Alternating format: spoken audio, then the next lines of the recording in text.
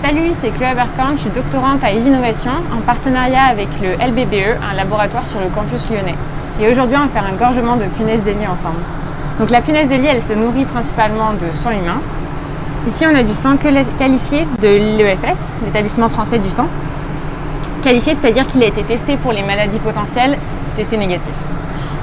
Donc en fait, on a ces petits réservoirs qu'on va remplir avec du sang et qu'on va sceller avec du paraffine. C'est une espèce de petite membrane toute fine, comme vous voyez, un petit peu comme du scotch. C'est le scotch du laboratoire. Et ça, on va l'installer sur ces plus gros systèmes qui vont chauffer en fait le sang à 37 degrés.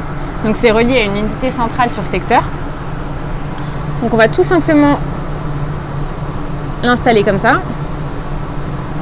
Et ensuite, on a nos pots qui contiennent les punaises de lit, qui sont fermés avec un petit tissu, c'est de l'organza. Et puis sécurisé avec un élastique évidemment. Et donc vous voyez là les punaises, hop, on va tout simplement les faire tomber en contact. Et ça, on va le placer directement sur le paraffine et elles vont pouvoir piquer en fait à travers cette double couche. Et ça va reproduire pour elles un petit peu la peau humaine, si vous voulez. Donc là, on voit qu'elles sont déjà en train de s'exciter en sentant que le sang est à proximité. Elles vont descendre, elles vont piquer. Et en fait, ça va donner un petit peu comme sur le pot voisin. C'est-à-dire qu'on va avoir une grande concentration de punaises au niveau de la surface de contact avec le sang. Et puis on voit que celles qui se sont nourries sont déjà toutes rouges.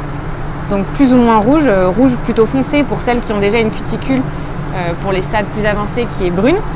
Et rouge très clair pour les juvéniles, les stades 1, qui elles ont encore une cuticule complètement transparente. Voilà. Donc dans ces pots, on peut aussi observer des mues. J'essaie de voir, voilà. Donc ici, on voit plein de petites mues, par exemple. Les mues, vous voyez, c'est vraiment super léger et très très fin, très sensible. Tous les points noirs, c'est des déjections qui sont issues de la digestion du sang. Et puis après, vous voyez les punaises qui se baladent. Donc les adultes et les plus jeunes stades. Donc il y a 5 stades larvaires pour arriver à l'adulte.